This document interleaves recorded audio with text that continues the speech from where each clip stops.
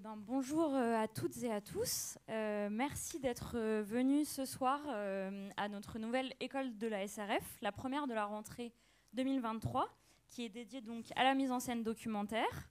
On remercie évidemment nos panélistes d'être avec nous ce soir, mais à vous aussi, merci d'être venus pour célébrer l'année du documentaire.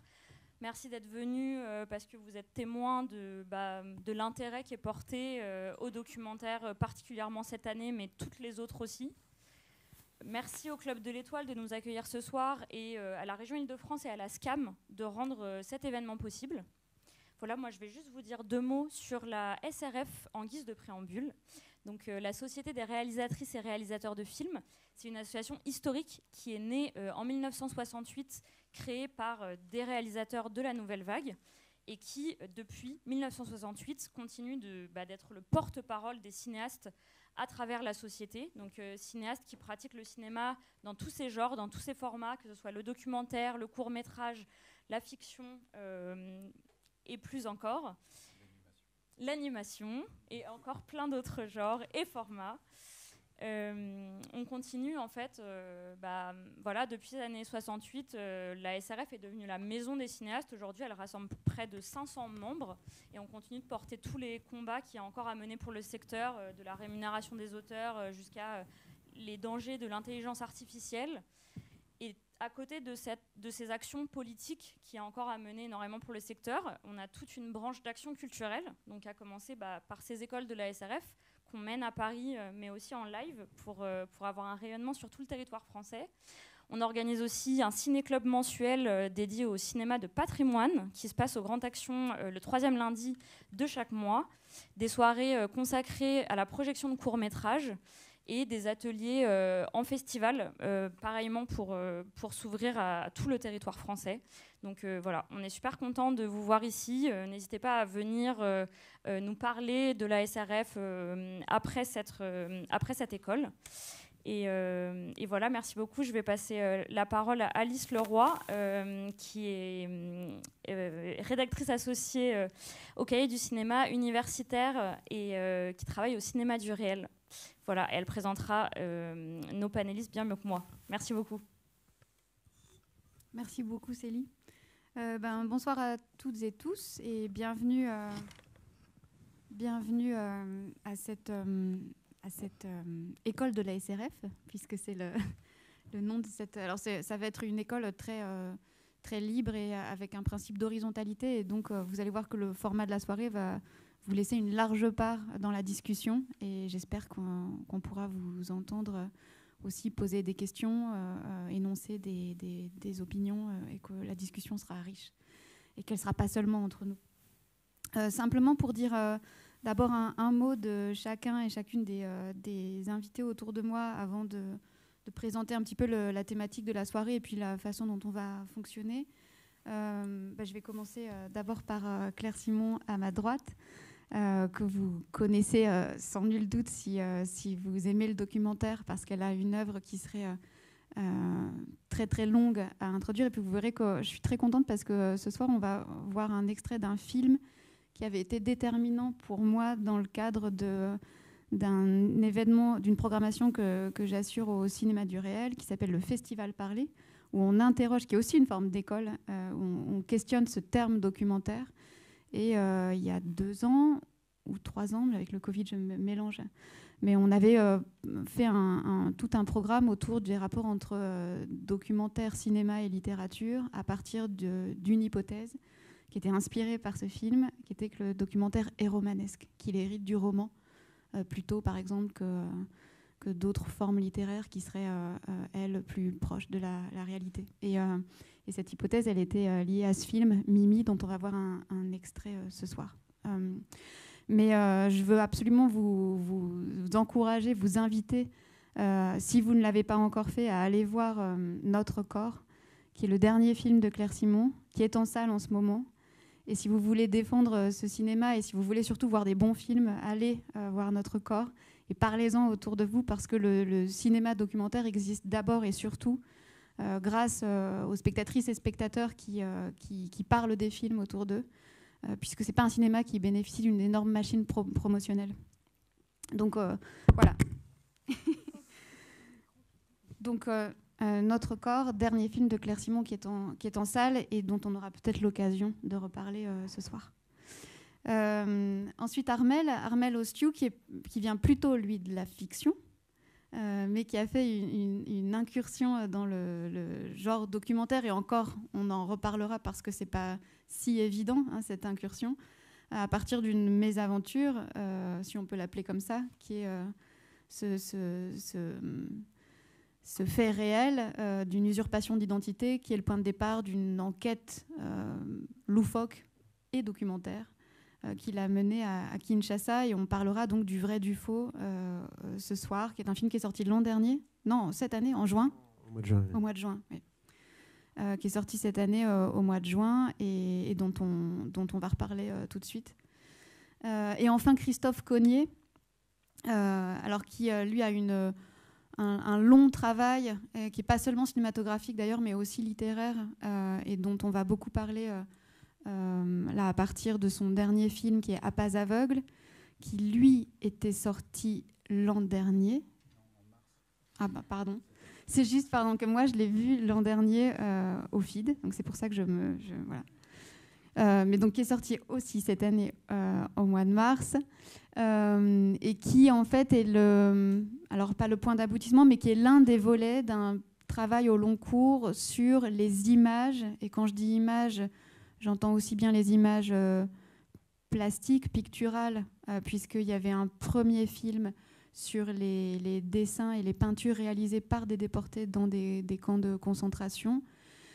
Et celui-ci, À pas aveugle, qui est un second film sur les photographies, plus précisément réalisées par des déportés dans des situations inimaginables et avec des contraintes qu'on a du mal à se représenter.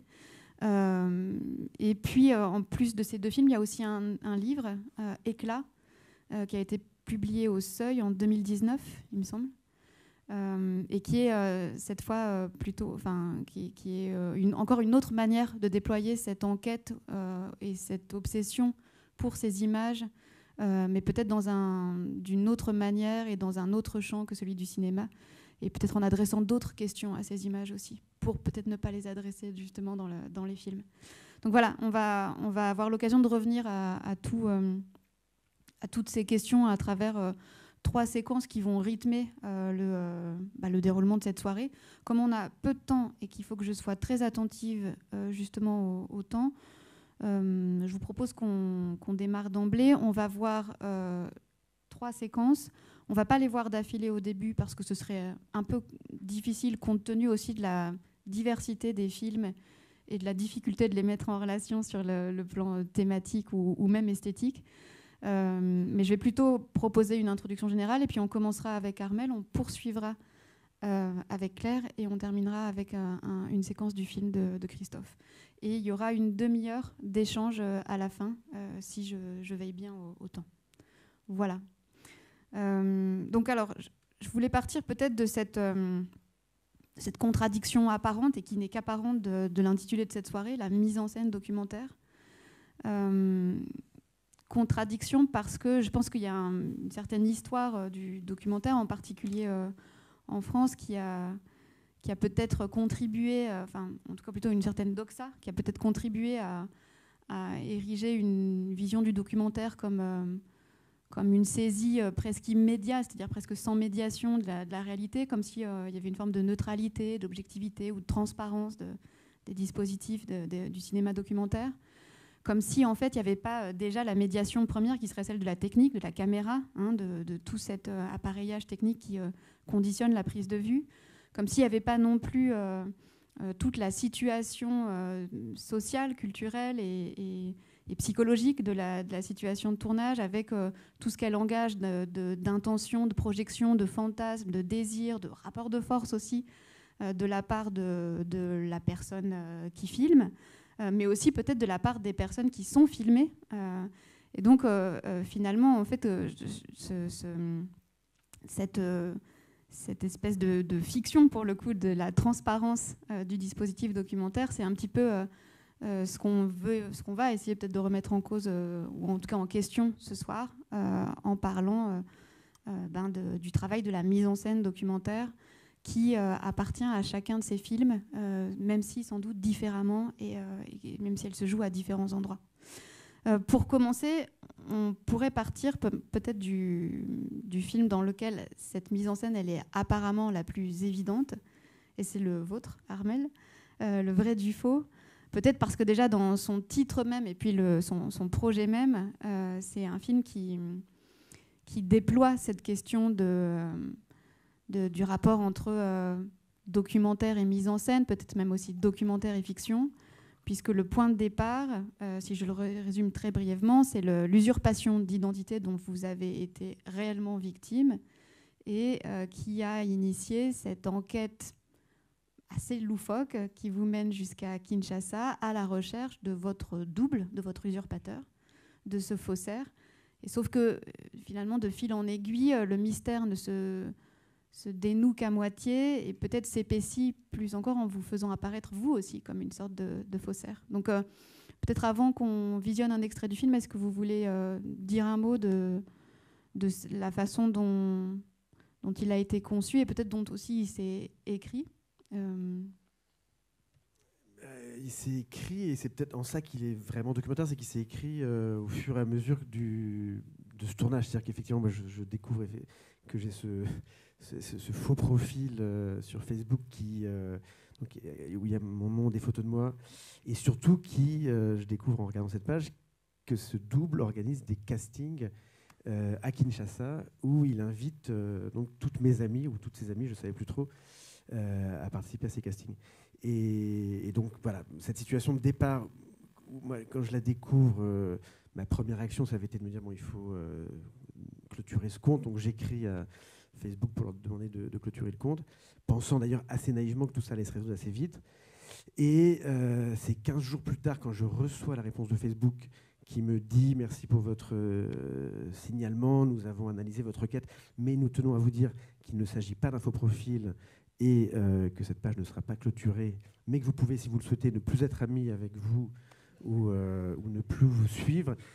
Et c'est là qu'est né en fait l'idée, le désir de film. C'est-à-dire qu'en fait, je n'avais pas du tout effectivement pensé avant ça à faire un film, mais quand je reçois la réponse de Facebook, je me dis mais on dirait effectivement une situation extrêmement romanesque, extrêmement fictionnelle, absurde, paranoïaque, où tout d'un coup, kafkaïenne, enfin un moment où la réalité, comme souvent, enfin c'est peut-être ça la question de la fiction et de la documentaire, c'est le moment où la réalité dépasse la fiction justement. Et c'est à ce moment-là que je me suis dit, mais il y a peut-être un film, enfin on dirait l'invitation en tout cas pour faire un film. Après, ce que je raconte pas dans le film, c'est que dans le film, je donne l'impression que je pars tout de suite, mais en fait ça a pris un peu de temps, et je remercie Adrien Lavapeur qui est ici présent, que j'ai rencontré un jour dans un anniversaire et qui m'a mis en lien avec cette petite résidence d'artistes à Kinshasa, qui m'a invité à m'héberger, qui est devenu mon espèce de camp de base pour mener cette enquête. Mais donc, ouais, pour revenir à la question de l'écriture, elle était très, très minime au départ, mais il y avait une espèce d'intuition, de promesse. Et effectivement, en termes de récit, je sentais qu'il y avait la question de l'enquête, du thriller, ce qui est une forme cinématographique en tant que telle, de me dire il y a peut-être un fil à tirer, mais je ne savais pas du tout où est-ce que ce fil allait me mener. Alors peut-être on regarde la séquence ? Voilà, oui. Donc, il y a une des séquences tournées à La Vie est belle. C'est compliqué ce choix des séquences, mais effectivement, c'est au début du film. Je voulais pas trop en révéler, mais c'est au début du film. J'arrive dans cette résidence et je rencontre Sarah Ndele, qu'on va voir, qui est une des artistes plasticiennes qui travaillait dans cette résidence d'artistes à Kinshasa et qui me propose de m'aider effectivement à mener cette enquête et à débusquer mon double.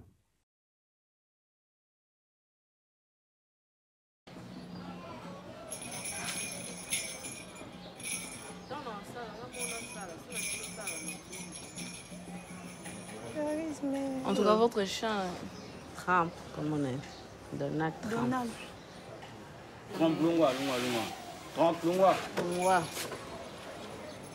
J'ai fait connaissance avec une personne et cette personne aussi avait un faux profil, je ne savais pas. Donc moi, j'ai piégé quelqu'un et j'ai été piégée aussi. En fait, c'était la photo d'un beau monsieur musclé et tout le reste. Il est noir. Il s'appelait Gaius. On a commencé à causer, on papotait. On s'est créer une relation amoureuse, c'était juste pour s'amuser aussi. Bon, je sais pas. Pour moi, je m'amuse. Je voulais voir ce que ça donnait, avoir une relation virtuelle et tout. Alors, paf, on s'est donné des numéros, on a commencé à chatter sur WhatsApp et tout. Et je me suis rendu compte que c'était une femme.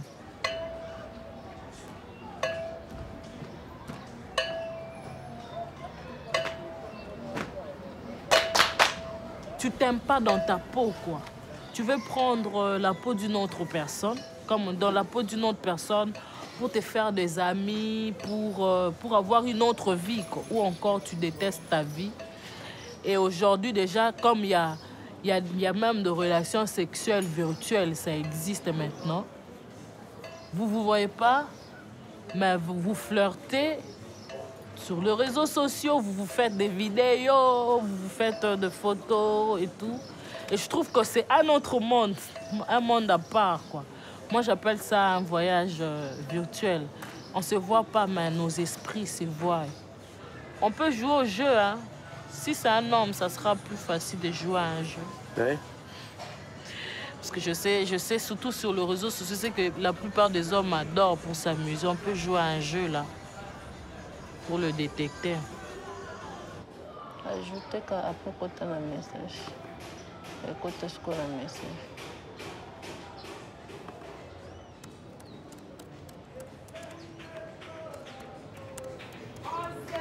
Il est trop sexy, mais il est trop sexy.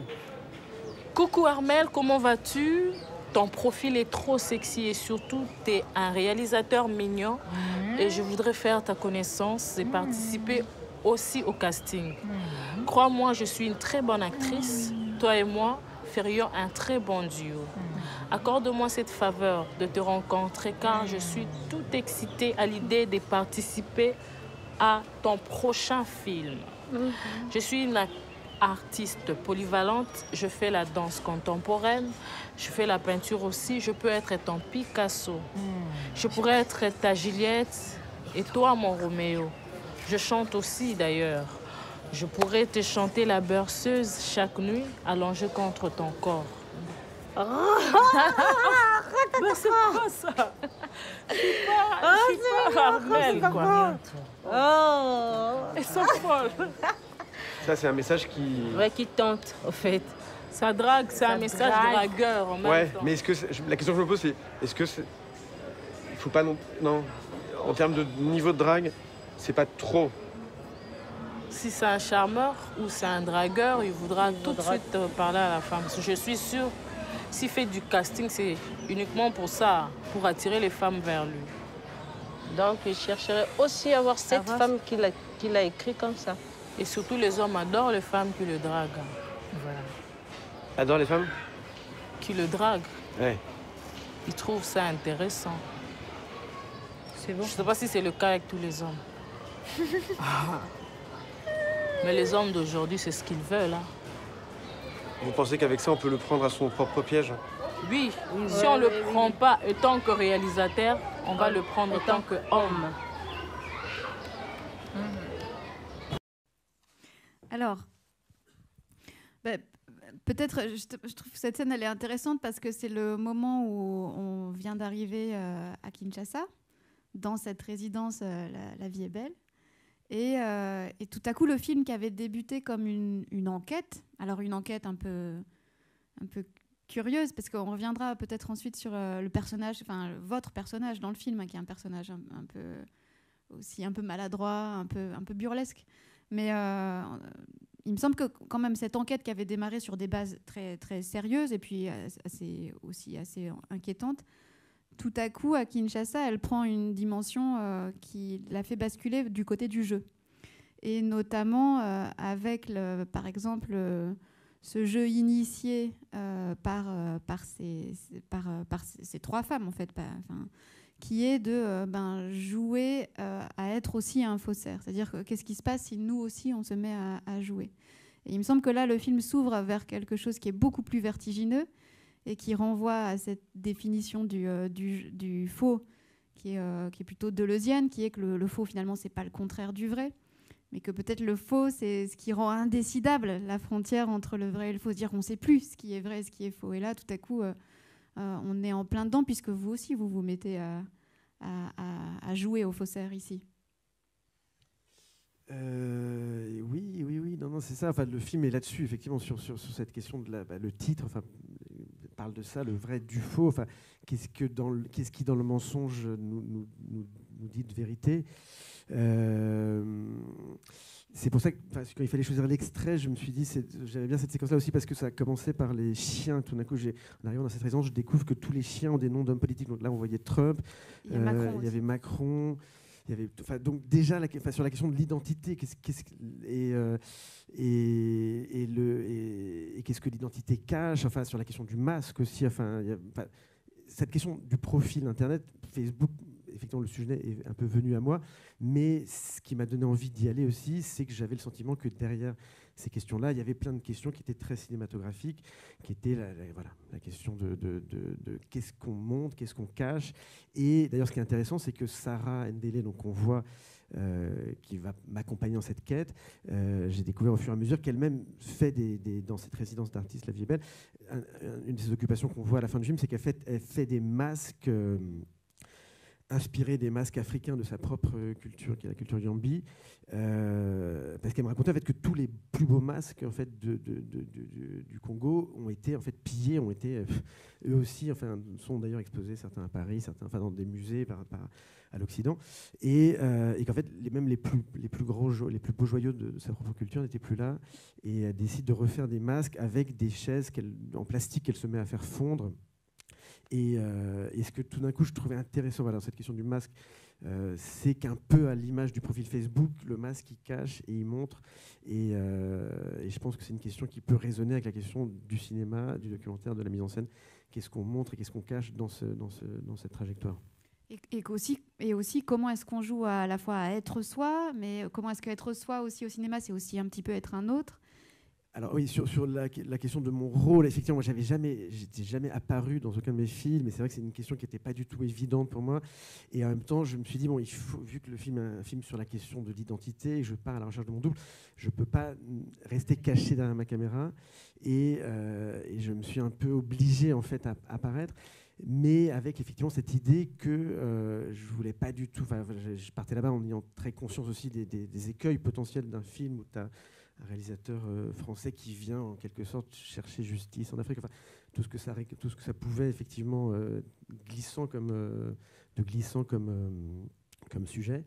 Et très vite, je me suis dit effectivement qu'il fallait que je devienne un personnage, mais et que s'il y avait à rire, enfin j'avais envie aussi on rit de moi ou jamais à dépend des gens que je rencontrais.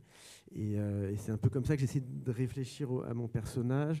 Il y a un exercice en théâtre qu'on appelle chercher son clown, où chacun en fait a son propre clown, et l'exercice consiste à essayer sur scène de trouver son clown. Et c'est un peu ce que j'essaie de faire dans ce film-là. Je n'ai pas joué un rôle de composition, mais j'essaie de trouver en moi, peut-être c'était pas compliqué, mais des choses qui pouvaient en tout cas être drôles et faire de ce personnage un personnage qui en plus évolue, parce qu'effectivement il arrive là-bas avec une idée un peu naïve en tête de se dire bon, je vais retrouver ce double. En fait, plus l'enquête avance, et ça qui m'intéressait, plus il se rend compte qu'en fait la réalité elle est complexe, que ce pays il est multiple, et que les doubles sont peut-être plus nombreux qu'ils ne pensaient. Et donc il y avait un peu cette idée aussi d'établir une trajectoire, mais un peu comme dans un personnage de fiction, enfin cette idée comme ça que mon personnage il va effectivement lui aussi traverser des étapes, des états, et il sera d'ailleurs peut-être pas le même à la fin qu'au début. Et juste si on attend encore d'une question. Aussi, ce qui est intéressant, c'est la façon dont chacun, pas seulement vous, mais chacun dans le film performe sa propre identité et la rejoue et la déplace en permanence. Et on vient de voir Sarah. Sarah, elle a une vraie persona d'actrice ici. Et c'est le cas aussi de Peter, qui est l'autre complice qui va vous aider dans cette enquête au début, et qui sont des personnages qui vont se révéler plus ambigus qu'ils ne le sont au départ. Et ça aussi, comment est-ce que vous avez travaillé tous les trois? Parce que et puis, je ne vais pas du tout dévoiler le film si jamais certaines parmi vous ne l'ont pas vu. Mais le plus intéressant, c'est votre faussaire qui se révèle un personnage extrêmement trouble. Mais alors, comment est-ce que vous avez travaillé? Est-ce que c'est au moment du tournage que vous avez travaillé à ces mises en scène de soi, ou est-ce que c'est dans l'improvisation des scènes que chacun s'est saisi de cet espace-là pour s'inventer un personnage? Comment ça s'est fait, ça? Ça s'est fait, mais je pense que les gens qui font du documentaire le savent un peu. Ça s'est fait de façon assez pragmatique aussi. C'est-à-dire que moi, je suis arrivé dans cette résidence. Je ne connaissais pas Kinshasa, je ne connaissais pas le Congo. Il y avait effectivement dans ce lieu, heureusement, plein d'artistes et de gens qui m'accueillaient. Mais voilà, je suis aussi un peu allé vers ceux qui avaient envie de participer un peu à ce jeu de rôle. Enfin, l'avantage, c'était quand même d'être dans une résidence d'artistes. Donc très vite, les gens qui étaient là-bas, ils ont compris aussi l'enjeu artistique. Enfin, moi, je n'allais pas là-bas non plus. Voilà, j'allais pour faire un film pour retrouver ce double. Enfin, je ne serais pas allé là-bas sans caméra. Enfin, l'idée, c'était quand même de faire un film. Mais donc, j'ai rencontré des gens qui ont compris un peu cet enjeu-là. Et après, oui, c'est un peu comme dans des rencontres amoureuses, dans des rencontres amicales. Je suis allé aussi vers les gens avec qui j'avais envie de passer du temps. Et c'est vrai que Sarah, typiquement, c'est quelqu'un que j'ai rencontré. Alors, ce qui est drôle, d'ailleurs, c'est que la première séquence où elle intervient, c'est le premier matin de mon arrivée. J'ai commencé à sortir ma caméra, à parler aux gens qui étaient là, échanger, parce qu'il y avait plein d'artistes dans ce lieu. Et très très vite, je me suis dit, mais enfin, elle avait cette espèce de capacité, mais peut-être comme une bonne comédienne, justement, à la fois de synthétiser les situations, d'avoir beaucoup d'humour, beaucoup d'intelligence.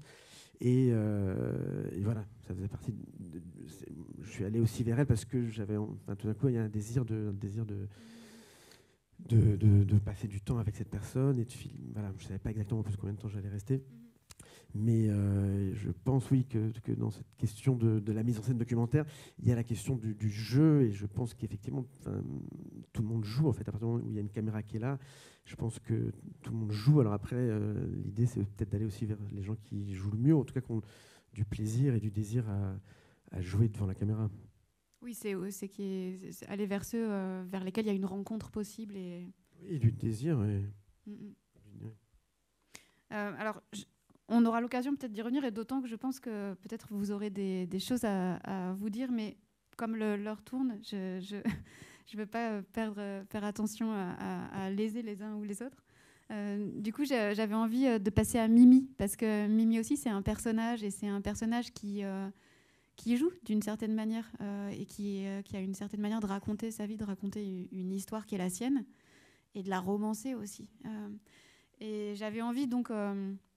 peut-être qu'on passe à votre film, Claire, donc un film de 2003, tourné en 2002, qui est un portrait, mais un portrait assez singulier, parce que c'est une chose d'ailleurs, je pense, qui est très propre à vos films, c'est-à-dire vos films s'intéressent jamais à des types, que ce soit des types sociaux ou des archétypes ou de quelque ordre qu'ils soient, mais toujours à des singularités, à des personnes qui sont aussi très peut-être aussi fragiles dans leur façon de se raconter, et vous faites quelque chose de cette fragilité-là, de cette matière très très très fine et délicate et singulière.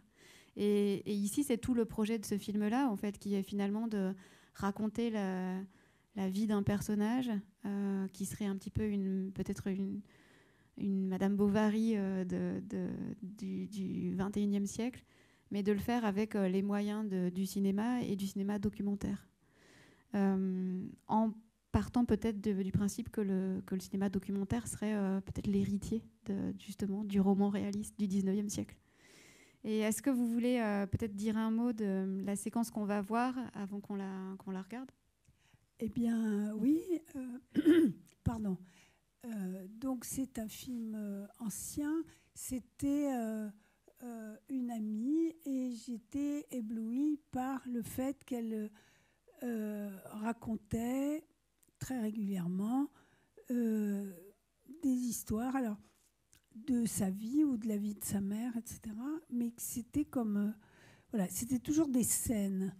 C'est comme si elle avait une salle de montage dans la tête avec plein de rushs, et qu'elle sortait les scènes selon les situations, voilà. Et donc, au début, elle avait raconté la vie de sa mère et je trouvais c'était Anna Karénine, quoi, c'était extraordinaire. Je me disais, il faut absolument que je fasse un film là-dessus. Et je me disais, oui, mais avant de faire la fiction, qui va jouer Mimi, etc., il faudrait quand même que je fasse le film documentaire. Et le principe de ce film documentaire était très particulier. C'était, je ne connaissais rien, je connaissais des petits bouts de sa vie, très peu. Et Nice est une ville où j'avais tourné 2 films, une fiction et un documentaire. Et donc je l'emmenais dans des lieux et j'attendais de voir ce que ce lieu provoquait chez elle comme souvenir, comme récit, quoi. Et donc, d'une certaine manière, moi, je filmais le lieu et elle racontait le scénario. Voilà, elle avait... et mon espoir qui n'a pas été... C'était que elle raconte tout dans le désordre, ce qu'elle n'a pas fait. Elle a raconté plus ou moins dans un ordre de l'enfance, l'adolescence et l'âge adulte. Mais le principe était que ça soit vrai. C'est-à-dire que je l'emmenais toujours dans des endroits qu'elle connaissait ou qu'elle ne connaissait pas. On va voir un endroit qu'elle ne connaît pas, justement, et de faire l'expérience de ce que cet endroit produit en elle comme souvenir, quoi. Ou comme, enfin, qu'est-ce qu'elle avait dans sa salle de montage pour cet endroit, disons. Et ce qui était très intéressant chez elle, c'est que toujours les récits ressemblaient à des scènes. Et que ce n'était pas des récits, voilà, j'arrive, je fais ci, etc. C'était, je vois un homme qui rentre, qui jette tel truc sur la table, etc.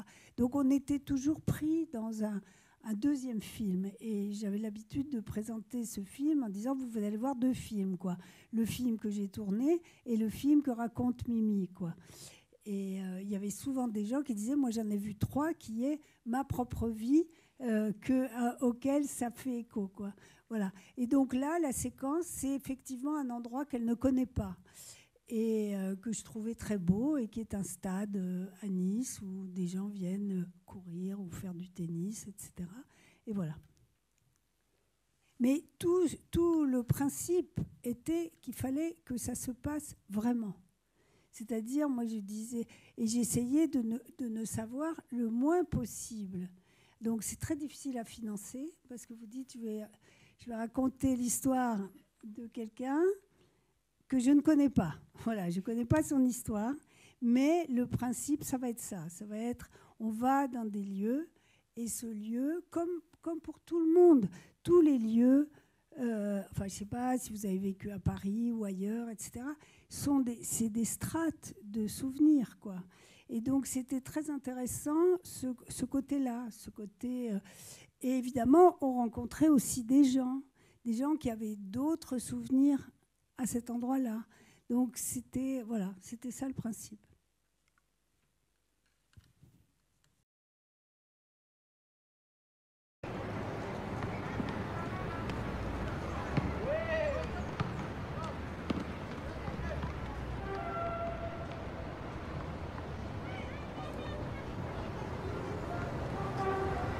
Il est beau ce stade, j'étais jamais venue.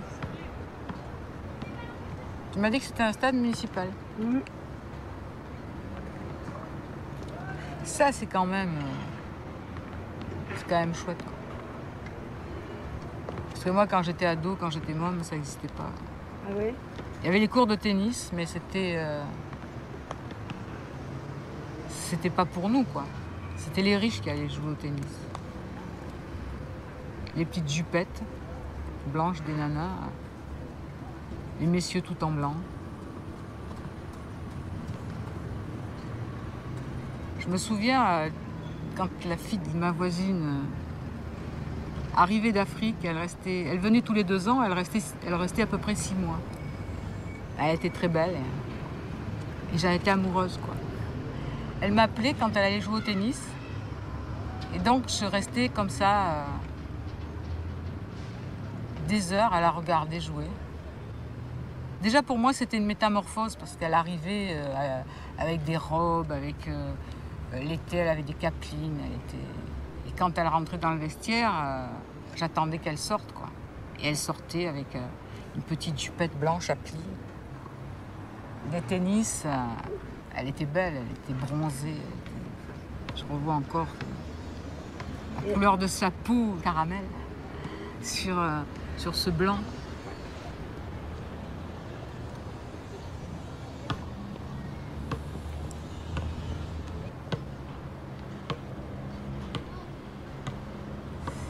Parce qu'il y a des parfums qui reviennent,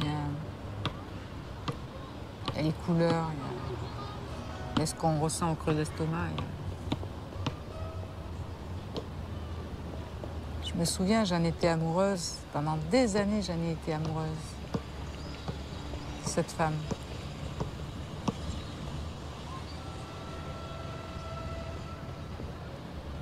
Elle sortait beaucoup le soir. Et je sais que de ma chambre,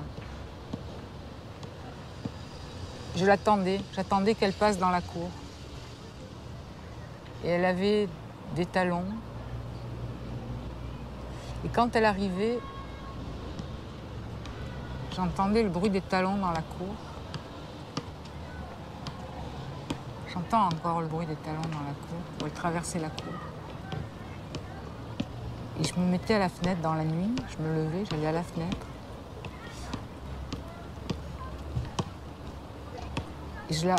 Et chaque fois que j'arrivais à la fenêtre, c'était juste au moment où elle finissait de passer.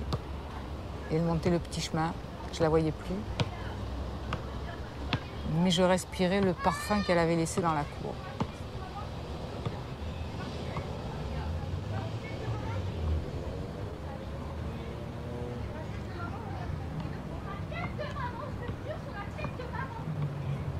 Elle me faisait rêver, cette femme. Et chaque fois qu'elle partait après, au bout de 6 mois, qu'elle repartait en Afrique, retrouver son mari, elle me laissait toujours un flacon de parfum. La fin, il restait que quelques gouttes au fond du flacon. Et je le gardais. J'en ai gardé plusieurs de ces flacons pendant très très très longtemps.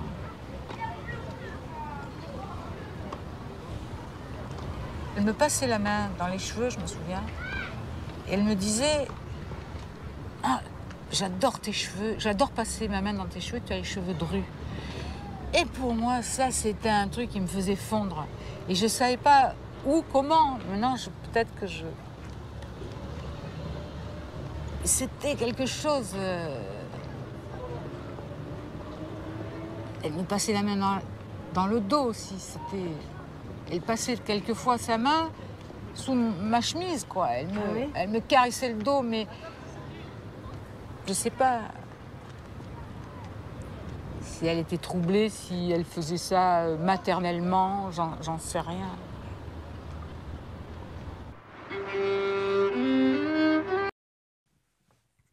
Donc cette séquence arrive, je ne sais plus à quel moment dans le film, mais mettons au bout de...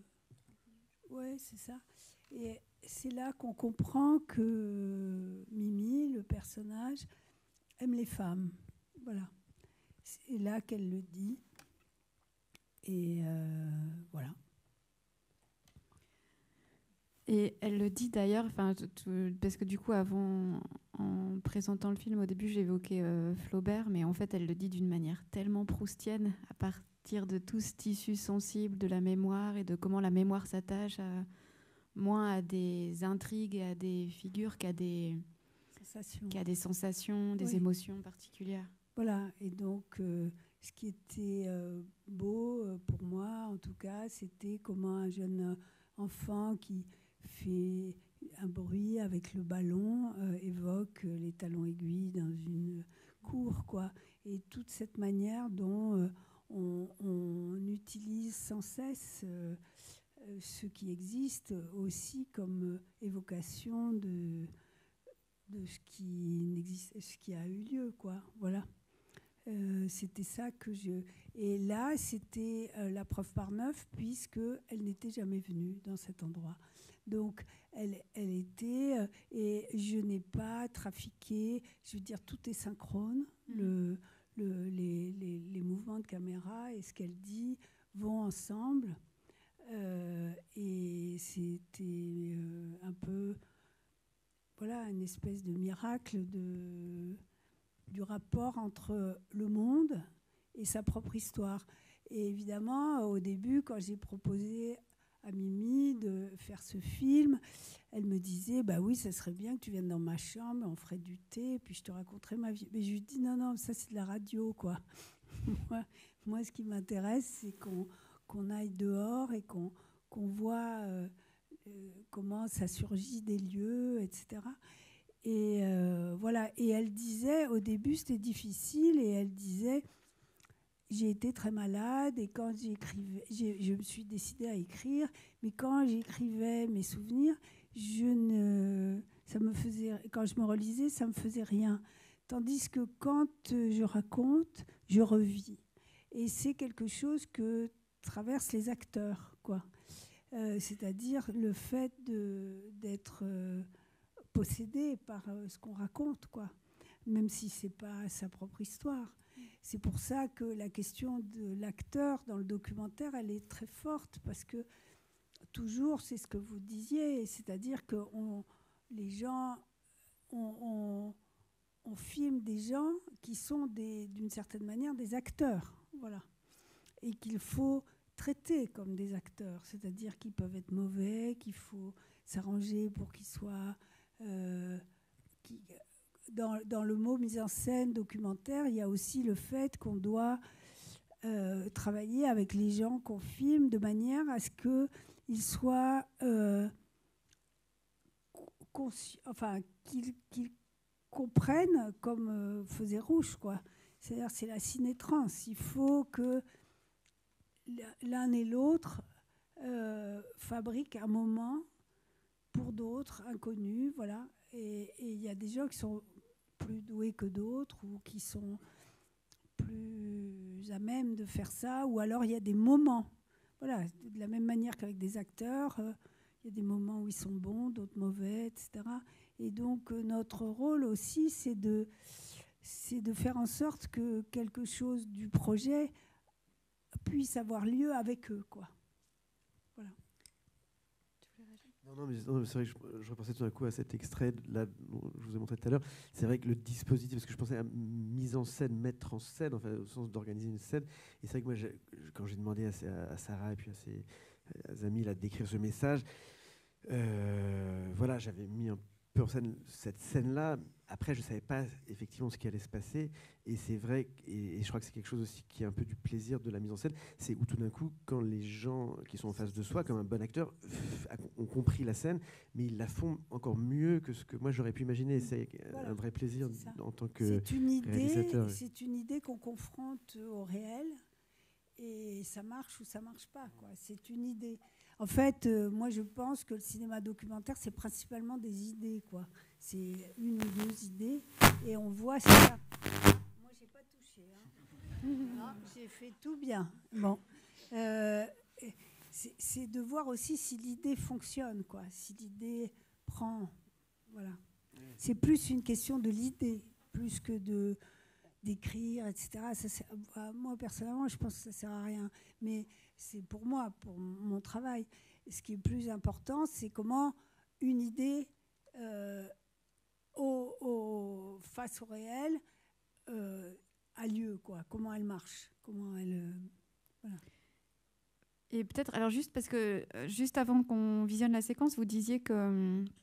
Vous aviez imaginé le film comme double, comme étant votre film, le film de Mimi, et puis que des spectateurs vous avez dit, mais il y a aussi un troisième film qui est le nôtre, celui que chaque spectateur se fait dans sa tête. Voilà. Et je me demandais, pour revenir à cette question de l'espace, parce qu'il me semble que c'est une question importante dans vos films, et peut-être dans tous les films, mais particulièrement dans les vôtres. Je trouve, par exemple, dans cette séquence, il y a une chose très, très belle, c'est la façon dont l'espace, c'est-à-dire ce qu'on voit, intervient toujours dans un certain écart avec ce que Mimi raconte. Parce qu'évidemment, elle ne raconte pas du tout, elle ne décrit pas ce qu'elle a sous les yeux. Elle ne parle pas de ce qu'elle voit, de ce qu'on regarde. Mais la caméra ne va pas non plus chercher des images qui pourraient illustrer son propos. Et par exemple, la scène le plan des gens qui jouent au tennis, et notamment, il y a des femmes aussi qui jouent avec toujours des petites jupettes blanches exactement similaires à celles qu'elle a décrites un peu plus tôt. Mais ce plan-là, vous n'allez pas le chercher au moment où elle évoque ce souvenir-là. C'est-à-dire que l'image n'intervient jamais comme illustration de la parole. Et peut-être que c'est dans cet écart-là que nous, spectateurs, on a la place pour se faire notre propre film. C'est-à-dire que je pense que cet écart, comme plein d'autres, est un écart de la fiction, ou disons du cinéma. C'est-à-dire comment est-ce que tout d'un coup, une émotion d'une jeune fille sur une femme qui l'a fait rêver est au fond incarnée par un homme qui court, un jeune homme qui joue avec un ballon, le culte du corps, une jeune femme qui joue au tennis, etc. Et comment ça peut être une image de ça. En tout cas, ça l'est. C'est comme ça qu'elle revient à son récit, quoi. Et sur le tennis, elle raconte, et ça c'était synchrone, le truc de parfum qu'elle lui laisse à chaque fois qu'elle s'en va, etc. Donc tout d'un coup, ça donne à l'image qui est vue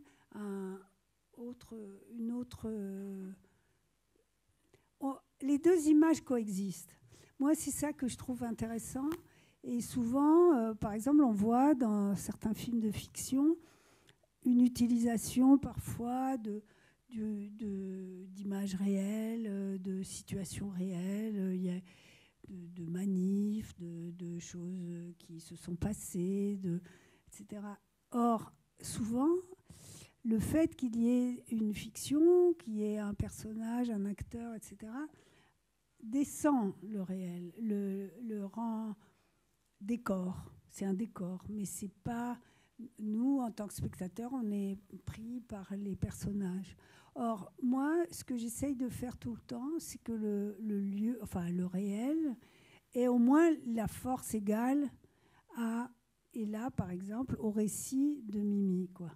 C'est-à-dire que ça ne soit pas dénigré, quoi. Que ça ne soit pas un décor, un pur décor. Voilà. Et peut-être du coup, juste pour quand même faire le lien avec notre corps, avec le dernier film, je trouve intéressant là dont il s'agissait, en tout cas tel que vous l'annoncez dans le prologue du film, de filmer un espace, de filmer l'hôpital. Pas tellement. Non. Je voulais filmer l'arche de la vie des femmes, et l'hôpital me servait de possibilité de récit, quoi.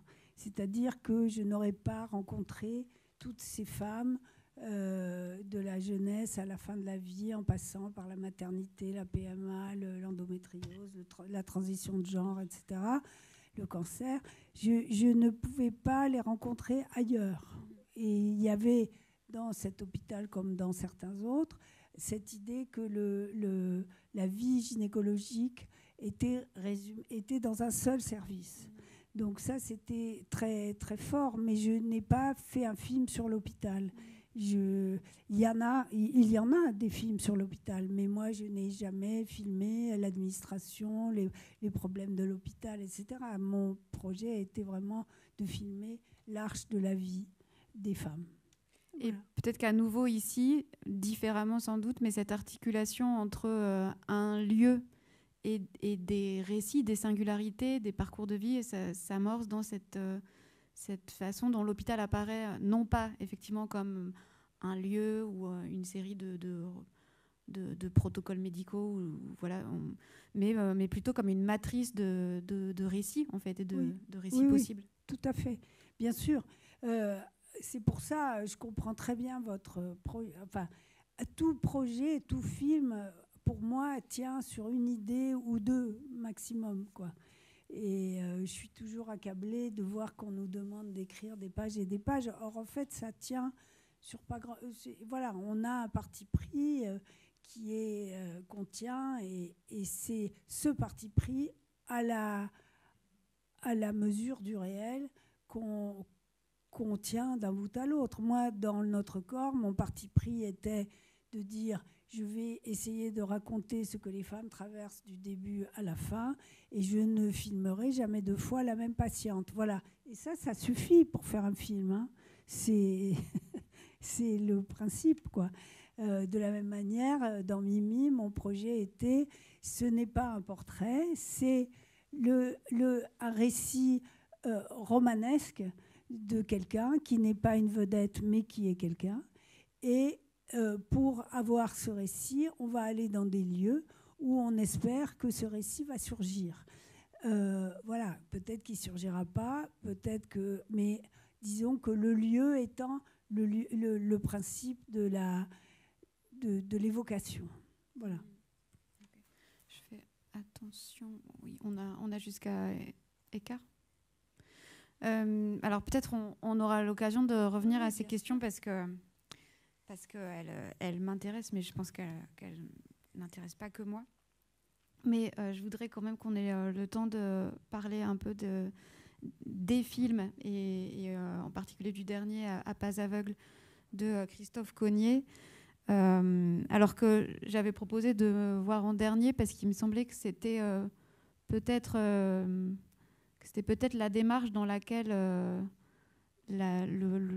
justement le parti pris de la mise en scène était le plus difficile à tenir, étant donné que c'est un film, et on pourrait dire des films ou des projets, des œuvres qui se fondent sur une archive, et que peut-être l'archive, elle pose un certain nombre de questions, voire même de dilemmes, et qui sont des dilemmes éthiques, des dilemmes aussi historiques, parce que l'archive n'est pas seulement manipulée par les cinéastes, mais aussi, enfin manipulée, pas instrumentalisée, mais je veux dire utilisée par les cinéastes, mais aussi par des historiens.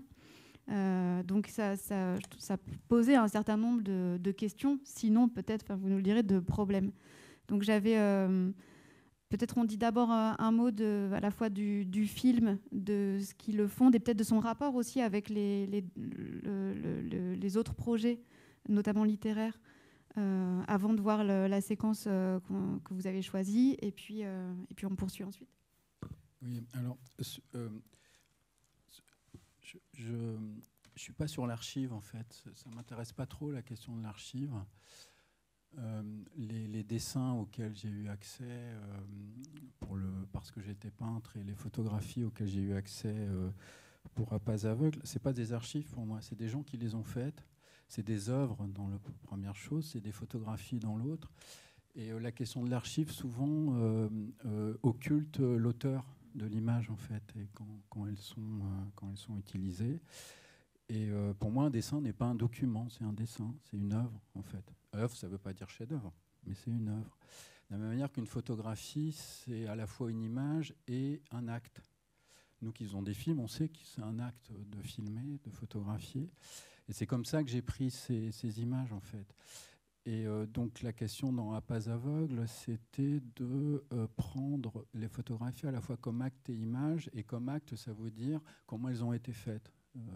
Comment on trouve un appareil, comment on repère, comment on a des alliés pour faire la prise de vue, comment on attend qu'il y ait de la lumière, comment on fait ça quand on peut, c'est-à-dire quand il y a un SS en face, on ne peut pas photographier. Et tout ça, c'est une petite dramaturgie, en fait. Tout ça, c'est une histoire. Voilà, ça raconte une histoire. Donc c'est là que j'ai eu envie de faire un film avec ces photographies, pour raconter cette histoire, en fait. Et dans un second temps, souvent dans le film, des fois ça vient en premier, on regarde les images jusqu'au seuil de leur visibilité, jusqu'elles montrent ce qu'elles ne montrent pas. Et souvent elles ne montrent pas, en fait. C'est ça qui est intéressant, en fait. Et tout ça, parce que ma question centrale, et quand Claire, tu dis qu'il y a une question, et je pense que moi c'était ça ma question, c'était d'avoir une perception de ce qui s'est passé, de ce qui fut, en fait. Je cherche des perceptions dans ce film à chaque fois, en fait. Et toute cette mise en scène qui alterne une recherche de l'acte photographique et une enquête à l'intérieur des images, en les regardant, en discutant avec des gens sur ce qu'on y voit. Ce que je cherche, c'est ça. C'est une image, dans le sens perception, une vision de ce qui fut, parce que Descamps, nous n'avons eu que des images faites par d'autres, pas par les victimes.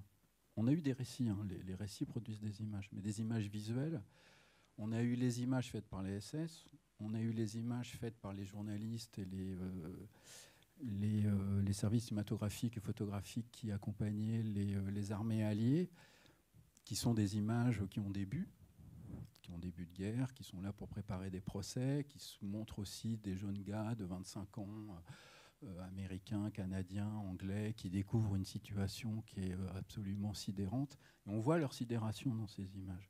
Mais les déportés, quelles images ils ont faites, en fait. Donc c'est ça que j'ai cherché en fait, dans ce film. Voilà, donc on peut le film comment dire, tourne autour de cette question en fait. Donc là j'ai choisi un extrait qui est au bout d'une demi-heure, qui est le début d'une longue séquence, enfin, d'une longue partie du film qui se passe à Buchenwald, qui concerne un photographe qui s'appelle Georges Angélique, que j'avais rencontré, c'est le seul que j'ai rencontré du corpus, mais qui est mort au moment où je fais le film. Voilà, donc c'est pour montrer un peu comment le film chemine d'une certaine façon. Voilà, alors comme sur chaque film, c'est toujours très dur de trouver un extrait parce qu'on construit, un film ça se construit, donc il y a un regard qui dès le départ se constitue en fait, et c'est aussi ça qu'on cherche à faire, en fait, c'est à construire un regard. Donc là, je ne sais pas ce que ça va donner de voir l'extrait comme ça, mais on pourra en parler après. Voilà.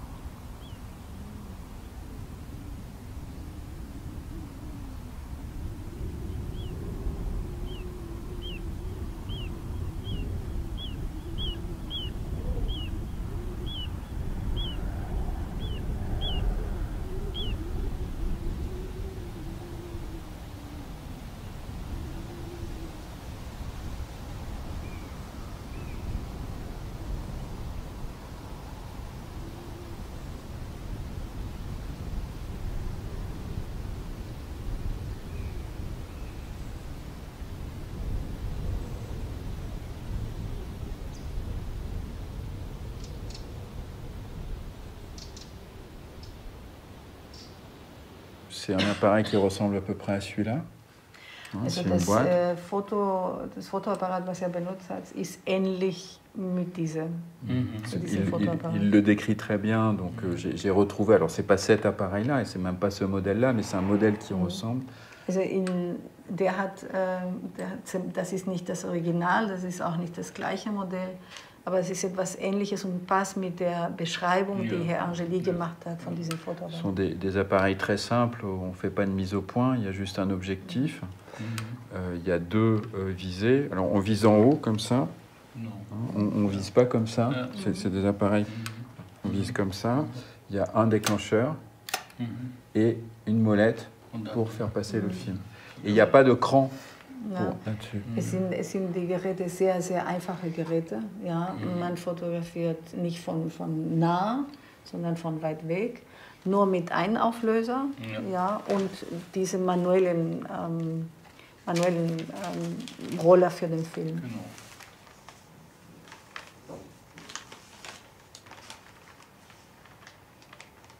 Et ce qu'il explique, c'est qu'il a enveloppé l'appareil. Alors, c'est pour comprendre comment il a fait. Il a enveloppé l'appareil dans un papier journal. Il a juste fait un trou pour l'objectif, évidemment, et un trou pour la molette. Also er erzählte, dass das Fotoapparat hat er eingewickelt in ein Journal, in eine Zeitung. Donc und der hat das ungefähr gemacht. Also der hat das nur. Et qui mettait l'appareil sous son bras, comme ça. Peut-être encore avec d'autres. Fotoapparat unter seinem Arm.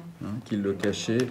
Et du coup, il ne voyait pas, il ne visait pas quand il faisait la photo. C'est très important. Il a fait la photo avec son corps. Et pas avec son œil. Also der hat die Fotografie, er hat fotografiert mit seinem Körper, nicht mit seinen Augen. Das sieht man ja hier auch. Zum Beispiel hier ist ja die Linie verrutscht im Grunde. Also er steht dort. On les voit dans quelques photos qui sont hat ihn sicher auch geärgert als Fotograf, dann, wenn er sieht, dass die Linie verrutscht ist. Aber das war schon sehr viel und sehr mutig, ja, dass er das überhaupt gemacht hat. Mais c'est justement, on les voit dans quelques photos qui sont pas exactement faites. Et peut-être il dit que ça aussi, ça lui a irrité d'avoir pas une belle photo, voilà. Mais c'est justement le courage qu'il a eu quand même de faire ça.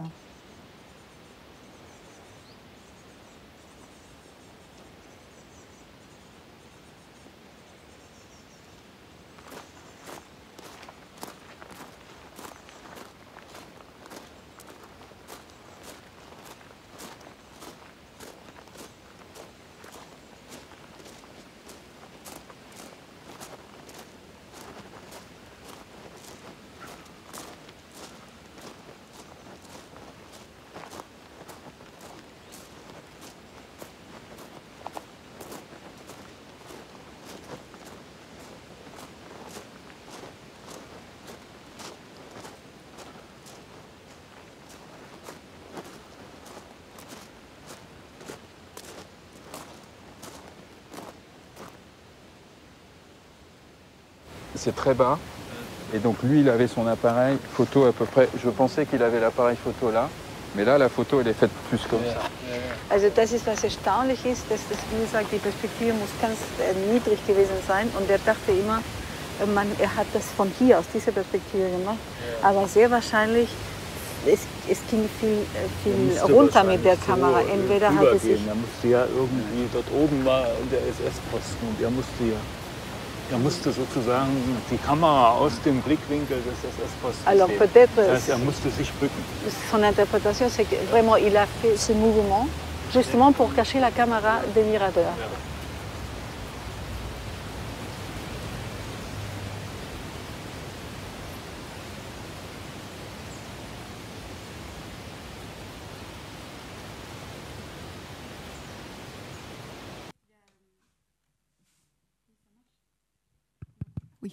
Il y a plusieurs questions. J'hésitais entre la question de l'enquête et la question du lieu, mais peut-être que je vais repartir de la question du lieu d'abord, parce qu'on en parlait juste avant à propos de Mimi, enfin de Mimi et Claire, et qu'ici il y a cette. Je trouve que le film pose plusieurs questions à l'endroit de certains choix que vous faites, et notamment de retrouver les lieux exacts de la prise de vue de ces images en retournant sur les lieux et puis en essayant d'occuper corporellement la position du preneur d'image et de faire coïncider l'image avec les lieux tels qu'ils sont aujourd'hui. Et cette obsession-là, moi, elle m'a beaucoup interpellée. Parce que à la fin, j'avais l'impression qu'au fond, ces images, elles étaient pas seulement celles que les quelques images que vous aviez retrouvées, mais qu'elles étaient aussi le lieu même. Et de ce point de vue-là, on aurait pu aussi montrer la séquence d'ouverture du film où en fait vous marchez dans Auschwitz, je pense. Et juste après un orage, et vous retrouvez, il y a des petits débris blancs qui jonchent le sol.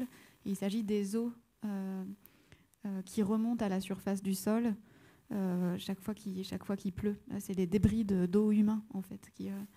Et finalement, c'est le territoire. Enfin, c'est les fantômes qui nous rejoignent. C'est ce territoire tout entier, cet espace-là, qui s'avère presque être une image, presque une plaque photographique ou une image au sens matériel du terme en lui-même. Mon idée, c'était dans le sens de La Chambre claire de Roland Barthes, c'est de prendre la photographie pour un ça a été, d'une certaine façon, et pour une tresse matérielle de ce qui fut. Et de la même manière que ces éclats d'os qu'on retrouve autour des crématoriums 4 et 5 de la zone de mise à mort de Birkenau sont encore dans le sol, en fait, sont une trace matérielle, évidemment, des victimes. La photographie argentique, le dispositif argentique de la photographie et du cinéma est une trace matérielle. Ce qu'on a perdu avec le numérique. Le numérique, c'est un calcul. Alors que l'argentique, c'est une trace matérielle. C'est un photon qui vient frapper un endroit du gélatino-bromure d'argent et qui crée une image, en fait. Donc, il y a quelque chose de la matière, en fait. Et donc, je voulais mettre le signe, d'une certaine façon, de la photographie dans ce sillage, d'une certaine façon, de ces os. C'est-à-dire, ces photos sont aussi des vestiges, des traces matérielles. Donc ça, c'était ça le truc. Et le lieu dont on parle, je pense, tous les trois, c'est le ça a eu lieu de la photographie pour moi. Enfin, c'est quelque chose qui... C'est pour ça que je cherche à retrouver les lieux, en fait. Et je pense aussi que le cinéma peut apporter un savoir sensible. Non pas un savoir. Le savoir, c'est les livres, c'est les historiens, c'est le langage, c'est la langue. Mais sensible, c'est-à-dire une sensation, une perception, ce que j'ai appelé tout à l'heure une perception, en fait. Je peux dire, pour aller du bloc 34 à la place d'Appel, il y a une pente de 5 degrés, il faut marcher pendant 10 minutes, on passe devant les cantines, on passe devant la buanderie, on passe devant le crématorium et on y arrive. C'est un savoir intellectuel. Mais si vous y allez physiquement, que vous marchez, que vous prenez ces 10 minutes, que vous prenez la pente, même s'il y a des vestiges, même s'il n'y a plus les baraques, évidemment, vous n'avez pas une perception qui ressemble à celle des déportés, effectivement, mais vous avez une connaissance du lieu, en fait. Et c'est ça que je cherche au cinéma aussi, c'est cette connaissance sensible du lieu qui vient nous apporter quelque chose, en fait, de supplémentaire, non pas à la place, non pas contre, mais de supplémentaire à la connaissance qu'on a de ces événements. Donc c'est ça le travail du film, en fait, c'est de chercher cette sensation visuelle qui est terriblement importante, en fait, parce que moi je me souvenais de ce que l'imagination, selon Gaston Bachelard. Gaston Bachelard disait que l'imagination, c'est pas la faculté de créer des images, de former des images, c'est la faculté de déformer des images. Pour déformer une image, il faut avoir déjà une image, en fait. Et donc, si nous, on veut imaginer un événement qui s'est passé, un événement du passé, ou un événement auquel on n'a pas assisté, on a un stock d'images dans la tête, comme les enfants ont un imagier, et c'est avec notre imagier qu'on se figure quelque chose de différent, en fait. Et donc là, sur les camps, on s'était figuré, je pense, l'univers concentrationnaire, on s'était figuré la Shoah avec les images qu'on avait vues, donc celles des armées alliées, celles des SS. Et là, tout d'un coup, dans mon film, ce que j'ai cherché, et il y a très peu d'images, et c'est ça qui est aussi intéressant, c'est de rajouter à notre imagier ces images de ces déportés qui vont nous permettre de nous figurer ce qui fut, en fait. Donc tout le travail du film est autour de ces deux idées, quoi, de ça. Je crois que ça fonctionne, si ça fonctionne. Parce que tout à l'heure, vous parliez de ces images comme des actes, en expliquant que... Les photographies comme des actes, en expliquant que vous étiez un peu... que vous n'aimiez pas le terme de document, peut-être parce qu'il charrie aussi toute une idée de neutralité, comme si c'était de la matière morte, alors que c'est... Non, c'est surtout qu'il oublie les auteurs, en fait. Souvent, quand on parle de documents, d'archives, c'est qu'on ne sait plus de quels sont les auteurs de ces archives. La plupart l'écrasante majorité de la façon dont les archives sont utilisées au cinéma, documentaire ou autre, c'est sans auteur, en fait. Or, nous, on sait qu'il y a un auteur tout le temps, qu'il y a une intention qui fait une image. C'est pas personne qui fait une image, en fait. Donc, c'est juste dans cet écart-là, en fait, que je situe. Et mon travail, que ce soit dans le livre ou dans le film, c'était de rendre hommage à ces gens qui ont risqué leur vie pour nous apporter des images. C'est pas rien, quand même. Et ils ont des intentions, ils ont une pensée de l'image qui est différente des uns aux autres.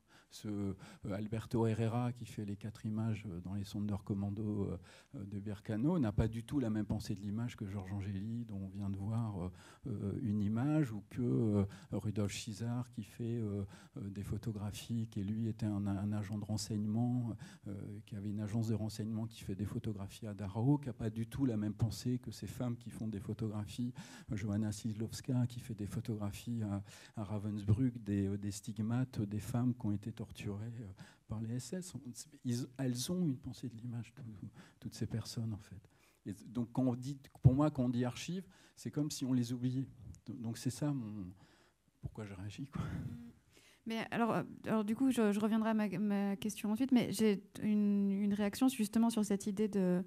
Alors ces images, effectivement, elles appartiennent à leurs auteurs, et c'est important peut-être de refaire cette généalogie-là et de comprendre aussi dans quelle démarche et dans quelles intentions elles s'inscrivent, mais n'empêche qu'il y a aussi quelque chose qui échappe aux intentions, comme si les images...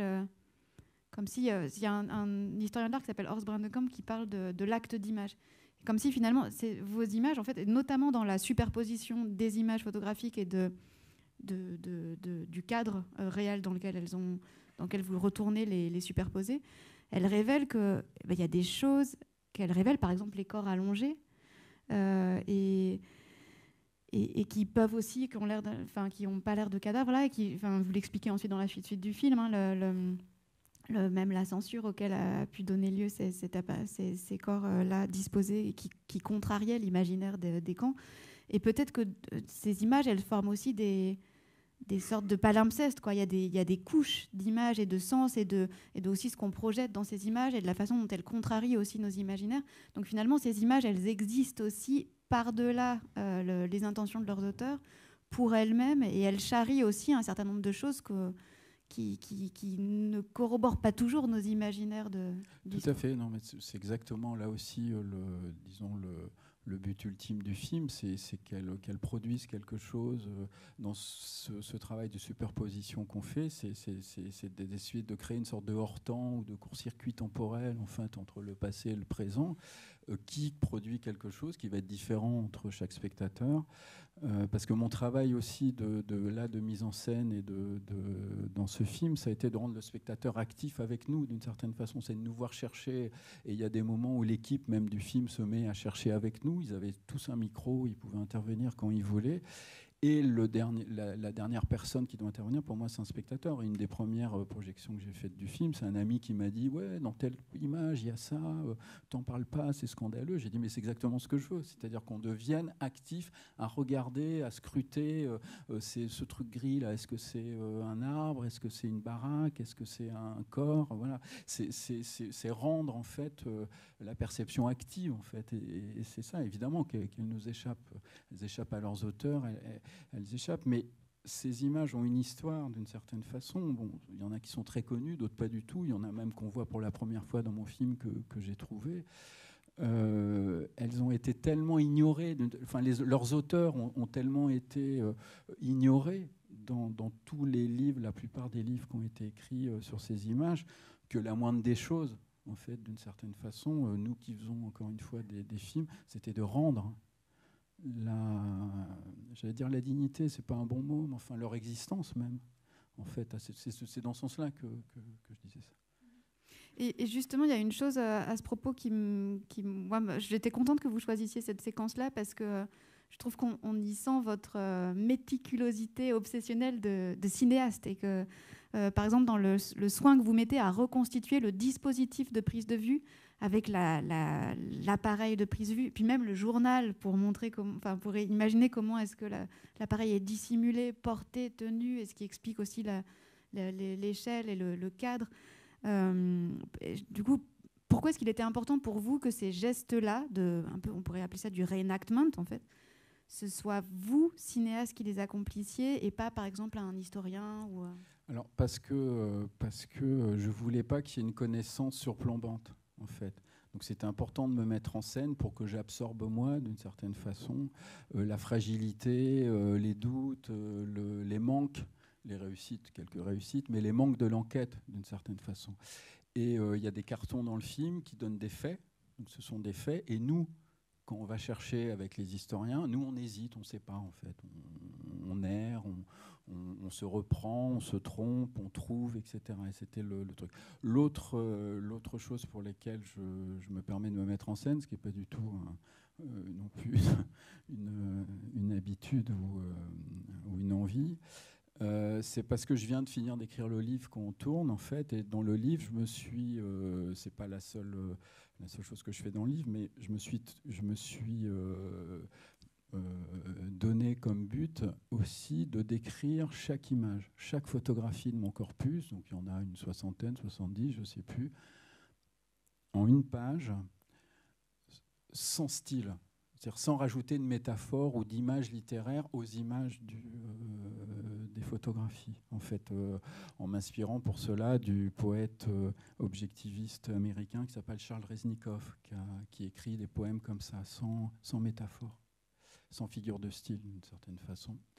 Et du coup, au tournage, j'ai une connaissance intime de chacune des images, très grande, que mes interlocuteurs n'ont pas, en fait. Et donc, on a un dialogue entre eux qui ont une connaissance que jamais j'aurai des camps.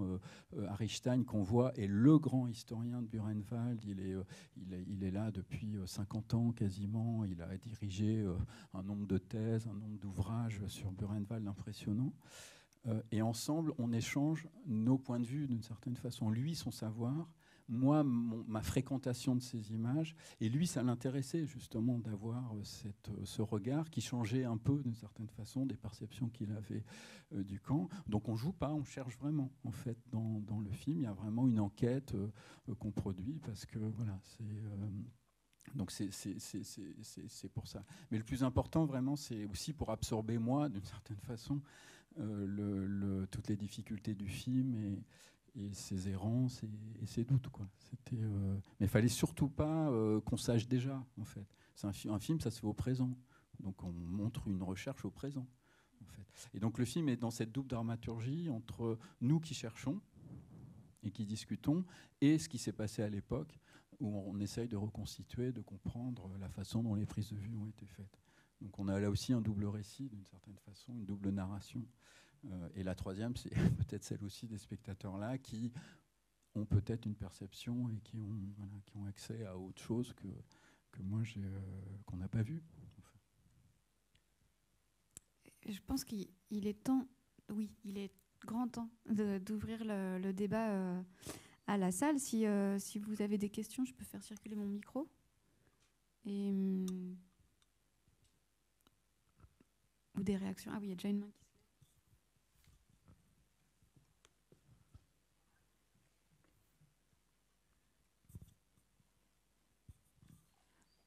Bonsoir. Alors, ce n'est pas vraiment des questions, mais c'est plutôt des réactions, puisque j'ai vu vos 3 films en salle et j'ai adoré ce que vous nous avez proposé en récit. Et pour faire une synthèse, justement, où vous parliez de panélistes, j'ai trouvé en fait dans ces 3 films quelque chose de très intéressant parce que souvent on a une image négative du documentaire vis-à-vis du grand public comme quelque chose de très austère et de très terne, qui ne donne pas envie par rapport à la fiction. Et ces 3 films ont pu en fait véhiculer des émotions pour lesquelles on n'est pas forcément préparé. Et à certains moments, des émotions de joie, de malice. Et peut-être pour le public qui est là et déjà acquis à la cause du documentaire. Mais pour moi, le documentaire, c'est très très important parce que c'est une façon de raconter son rapport au monde complètement différent de la fiction. Et ce qui m'a précisément intéressée pour ma venue de ce soir, c'est que vous 3, vous êtes tous les 3 mis en scène.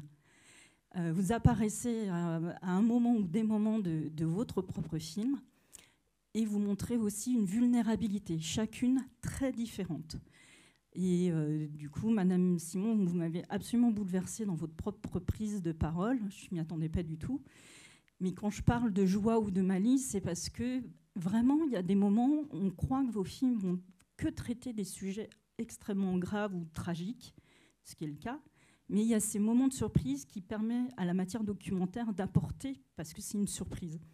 Et donc, j'ai beaucoup ri avec le documentaire, effectivement, de Monsieur Ostiou. Et j'ai été absolument bouleversée.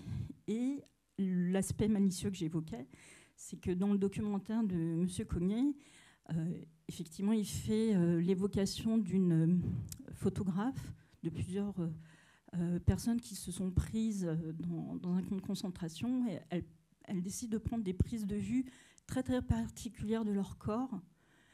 qui sont assez surprenantes et qui, dans la salle, quand j'ai vu le film et cette séquence précisément, a apporté un rire, mais totalement inattendu, parce qu'on ne pouvait pas s'imaginer que ces images, ces photographies prises dans des situations extrêmes et tragiques puissent apporter un rire, pas un rire de gêne, mais vraiment de la surprise. On s'est dit, on a réussi à trouver de la joie dans un endroit aussi terrible. Et donc, j'ai pas de questions, c'est juste vous remercier d'avoir fait ces films, parce que le documentaire, et par votre entremise, puisque vous-même vous mettez en scène, vous avez réussi à véhiculer aussi votre propre émotion. C'est pas forcément évident dans un documentaire, parce qu'on s'attend toujours à ce que ce soit le sujet ou l'acteur sujet qui apporte l'émotion à la matière documentaire.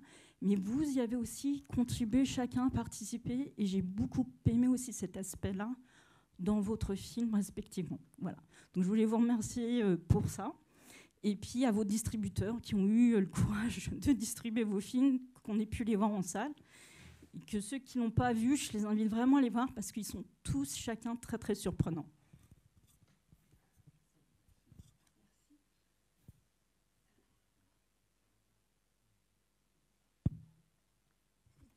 Peut-être, si je peux prolonger votre commentaire par une question, parce que en vous écoutant, je me dis, mais c'est vrai qu'il y a une question qu'on n'a pas, enfin qu'on a un petit peu abordée, mais pas totalement, c'est la question de l'émotion et de la place que vous lui faites dans des films qui sont... Alors c'est un peu différent pour celui d'Armelle, parce que c'est peut-être moins grave, c'est-à-dire que très vite le film prend une tournure qui est moins tragique que burlesque. Même si elle a parfois, parce qu'il y a quand même une vraie police à Kinshasa et qu'il y a quand même quelque chose qui pourrait basculer dans la tragédie à un moment donné. Mais en tout cas, pour les films de Christophe et je pense notamment au dernier film de Claire, Notre corps, il est question de la vie et de la mort des femmes.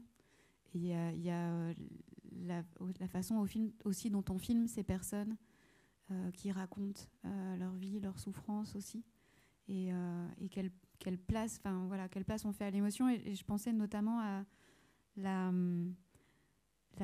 très grande douceur des témoignages et de l'espace que vous laissez aux témoignages. Et là, je pense plutôt au film précédent de Christophe, Parce que j'étais peintre, dans lequel il y a beaucoup plus d'anciens déportés qui témoignent. Et ces témoignages ne sont jamais mis en scène comme des... c'est grossier, mais je veux dire comme des tire-larmes. Et du coup, j'avais envie peut-être l'un et l'autre, si vous voulez parler de la façon dont vous avez travaillé, je ne sais pas si c'est le bon terme pour ces séquences-là. Je peux commencer rapidement. Moi, l'émotion, je m'en méfie comme de la peste, d'une certaine façon, enfin, vu le thème des films. Je la construis en fait par la construction justement du film, c'est-à-dire que et c'est très conscient, c'est-à-dire j'ai fait écouter à mon équipe, et ils s'en souviennent tous, ils en ont parlé même dans la presse, je leur ai fait écouter la chaconne de Bach, qui est une variation pour violon solo, c'est les deuxièmes partitas. Il y a à peu près 80 variations sur 4 notes continues, poum, poum, poum, poum, sur une basse continue comme ça. Et l'émotion, et moi, il y a une interprétation que j'aime beaucoup, c'est celle d'Hilariane, qui le joue de façon très neutre, d'une certaine façon, ce qui est très difficile. Et l'émotion vient petit à petit de la construction et de la beauté de ces variations. Au début, c'est pas mal, mais voilà. Et puis petit à petit, on est pris dans cette espèce d'émotion. Et je leur ai dit, c'est exactement ce qu'on va faire nous. C'est-à-dire qu'on va faire une variation, on va regarder les photos, on va avoir ces transparents, on va rencontrer des gens. Donc on a 3-4 comme ça éléments par lieu, par ensemble photographique. Et c'est la construction du film petit à petit, dans notre variation, notre façon d'y revenir, notre façon comme ça de tourner autour, qui va petit à petit créer, peut-être, parce que c'est pas une décision qu'on prend, c'est un pari qu'on fait, qui peut-être va créer une émotion, en fait. Donc c'est ça, en fait, le travail qu'on a fait, parce que j'étais peintre, était aussi construit comme ça, dans une sorte de spirale qui s'enroulait autour d'une sorte de point noir aveugle, qui était la représentation impossible, d'une certaine façon, l'image impossible, avec ces rescapés qui avaient plu quand je fais À Pas Aveugle. À Pas Aveugle, ils sont tous morts d'une certaine façon. Parce que j'étais peintre, je l'ai tourné en 2012, donc il y a encore des rescapés, il y a encore des peintres rescapés. Et puis la deuxième chose, pour aller vite et puis passer la parole à Armelle et à Claire, j'ai écrit très clairement dans tous les dossiers et tout ça, c'est-à-dire que ce qu'on filmait, nous, était suffisamment fort, émouvant en soi, pour qu'il ne soit pas la peine d'en rajouter d'une certaine façon. Et je disais à mes équipes, tout le monde s'en fout de savoir si on est ému ou pas, si Christophe Cognet a des larmes ou pas en regardant ceci, cela. Ce n'est pas du tout la question en fait, de ce genre de film. Il faut même, je pense, une sorte de retenue minimale de décence par rapport à ça. Donc le film et les films sont dans cette sorte d'action comme ça, très simple, très concrète, justement, dans le côté obsessionnel d'aller chercher le détail. En fait, c'est une façon d'échapper à l'émotion, d'une certaine façon qu'on avait. Régulièrement, j'avais un technicien qui allait pleurer, tout ça. Le soir, on se défoulait un peu, on avait toujours un peu de vodka pour s'épancher, pour passer ça. Mais le film devait avoir cette tenue, voilà. Et c'était ça, pour laisser toute la place aux images et toute la place aux rescapés, parce que j'étais peintre, et à la mémoire des autres dans À Pas Aveugle. Voilà. Vous voulez que je parle de notre corps alors? Oui. C'est là, je sais pas, comme c'est une histoire cachée de toute façon, et que on vient tous de ces femmes que j'ai filmées, donc forcément, bien sûr, moi j'ai beaucoup pleuré en filmant. Mais après, je me souviens un jour, Raymond Depardon m'avait proposé de me prêter sa caméra. Je faisais un film qui s'appelait Coûte que coûte. Et il m'avait laissé un message. Il avait tourné Délit flagrant. Et il m'avait laissé un message. À l'époque, il y avait des répondeurs. Et il disait, voilà, on a tourné, voilà, c'est quotidien, c'est la vie normale, quoi, voilà. Mais c'est un peu ça, quoi, si vous voulez. C'est-à-dire, on est bouleversé, mais c'est la vie normale. J'ai jamais pensé à l'émotion, moi. Je pensais qu'à une chose, filmer le corps, filmer le corps, filmer le corps, et raconter cette histoire qui n'est pas racontée en une seule histoire, quoi. Et voilà. J'avais pas l'impression que je cherchais. Moi, j'étais bouleversée parce que je trouvais qu'il y avait des mots, des choses très belles, mais voilà, je savais pas plus que ça, quoi. Pour rebondir sur ce que disait Christophe, c'est vrai que la question de l'émotion, elle est intéressante, mais elle est extrêmement complexe. Mais c'est vrai que la question de la forme aussi. Enfin, moi, quand tu parlais de la question de la forme. Dans le récit, je pense, dans le vrai du faux, je ne sais pas si c'est vecteur d'émotion, mais en tout cas, pour moi, il y avait cette trajectoire aussi que tout d'un coup, la prise de parole, elle changeait de point de vue. Avec le film commence avec moi qui raconte le film, et puis en fait, au fur et à mesure, sans trop dévoiler, mais cette personne que je rencontre, elle va finir par faire le film. Et alors, effectivement, il y a quelque chose, c'est pas de l'ordre de Bach, mais en tout cas d'un renversement. Et la question de l'émotion, c'est toujours compliqué de voir comment elle surgit. Moi, j'ai vu le film de Claire ce matin, et c'est vrai qu'il y a des moments où ça surgit, mais pas forcément quand on s'y attend. J'imagine que ça devait être au tournage à un moment, des moments très forts aussi. Mais et puis peut-être pour rebondir sur ce que disait la personne qui prenait la parole, c'est que moi, je sais pas, mais après, c'est peut-être un sujet compliqué, mais je suis pas sûr que ce soit forcément, en termes de réflexion sur l'émotion, qu'il faille forcément opposer d'ailleurs le documentaire et la fiction, puisque les approches en termes de structure et de récit peuvent, à mon avis, avoir des points communs.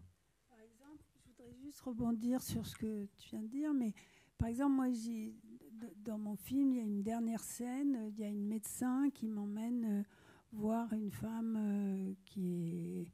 Voilà, et la consultation est très puissante. Voilà, et c'est une femme à qui la médecin explique qu'elle va passer, voilà, qu'elle va sans doute passer en soins palliatifs, que la médecine... et voilà, elle l'ausculte et puis elles discutent toutes les deux. Et puis, à un moment, elle dit qu'elle a téléphoné, la patiente dit qu'elle a téléphoné pour ses obsèques. Et moi, j'étais estomaquée, quoi. Et je me disais, c'est le réel, ça. Ça, c'est le réel. Et elle lui tient la main. Oui, le médecin lui tient la main. Je voyais que la médecin lui tenait la main. Donc, je filmais la médecin qui était on voyait à peine son visage, la femme qui parlait. Et puis, j'ai vu très vite que la médecin lui tenait la main. Donc, j'ai filmé cette main et ça allait comme ça. Mais ce que je veux dire, c'est qu'au moment le plus... Enfin, voilà, cette femme est seule, promise à une mort prochaine.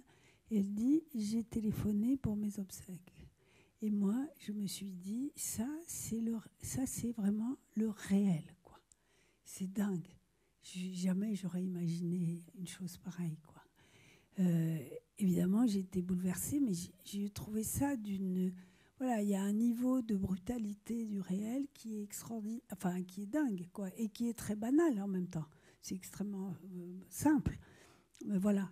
Et donc, il n'y a rien à dire. Et elle dit, je sentais que ça venait, et la médecin lui dit, ouais, pourquoi ? Je voyais du découragement dans vos yeux. Voilà. Et en même temps, il y a une sérénité et tout. Mais ce que je veux dire juste, c'est que l'histoire des obsèques, pour moi, ça voulait dire, je me suis dit, ça c'est le réel comme jamais je l'ai vu, quoi. C'est incroyable. Et donc, voilà, il y a une situation. Et là, d'une certaine manière, sur la mise en scène, moi j'ai découvert, j'avais trois choses que je filmais, mais au fond, c'est la médecin, le metteur en scène là, pour le coup. C'est elle qui m'a emmenée voir cette femme, quoi. Et voilà. Oui, oui, je voudrais partir de notre place, c'est-à-dire de place du spectateur, et à partir de deux sentiments. Un, c'est la frustration, et l'autre, c'est le décalage. Frustration parce qu'on voit qu'une séquence d'un film entier et que vous connaissez puisque vous l'avez fait et nous, on ne connaît pas. Et puis décalage parce que je pense qu'à partir de la frustration et du décalage, il y a une place au désir d'aller au-delà. Mais là, je vais simplement donner quelques petites associations. Et la première qui me semble réunir les trois films avec toutes leurs différences, c'est le jeu. On parlait de mise en scène. Or, il y a une notion de jeu dans tous les sens du jeu. Et ce qui m'a pris tout d'un coup, c'est dans le film d'Armel, le début de cette séquence, c'est le chien. Et le chien joue. Et puis après, tout le monde joue. Pas comme le chien, mais différemment. Et tout se noue à partir du jeu. Et c'est-à-dire qu'on est un peu à l'écart et on est un peu dedans. Et ça, c'est le propre du jeu. Et dans le film de Claire, bien sûr, il y a le jeu du tennis et il y a le jeu avec le lieu. Et donc, c'est le rapport que je pointais déjà il y a longtemps dans le documentaire entre une parole, un corps et un lieu ou un décor. Et donc le lieu joue pleinement et on est dans l'écart, on s'écarte de la chose pour la retrouver. Et du coup, on retrouve en très gros plan le visage de la femme qui raconte, et puis on s'écarte à nouveau pour voir quelque chose qui a trait au jeu, mais qui nous ramène aussi au tennis, qui est le jeu d'amour avec cette femme-là qu'on a aimée dans le temps. Et pour venir au film où on se dit où est-ce qu'il est le jeu, ben, Christophe, il y a du jeu là-dedans et parfois le jeu est parfait, parfois il est maladroit. Et j'ai beaucoup aimé la maladresse du réalisateur qui joue avec le journal autour de l'appareil photo. Parce que c'est très touchant. Tu veux montrer quelque chose et tu le montres en improvisant. Et puis après, quand on arrive à l'image finale, il y a une superposition, un jeu parfait de superposition entre les choses. Donc voilà, je pense que c'est avec les différences, le jeu vous réunit. Mais je pense que quand on arrive avec une idée, il y a toujours un principe de jeu. C'est absolument... D'ailleurs, c'est ce que disait Rouge quand il disait on va faire comme si, quoi. Voilà. C'est-à-dire, absolument, c'est un jeu. C'est-à-dire, le jeu, c'est de voir si l'idée joue bien avec le réel, quoi. Voilà. C'est ça. Mais J-E Il E-U. y a les deux. Je crois qu'il faut qu'on s'arrête. Malheureusement. Mais je voulais juste prendre le temps de vous remercier chacun très chaleureusement pour cette soirée et puis ces récits que vous avez partagés. Et voilà, merci beaucoup. Et moi, je voulais remercier Alice Leroy d'avoir accepté, au nom de la SRF et du groupe documentaire de la SRF, d'avoir accepté aussi brillamment et d'animer cette discussion. Merci beaucoup, Alice, aussi, d'avoir fait ça. Merci.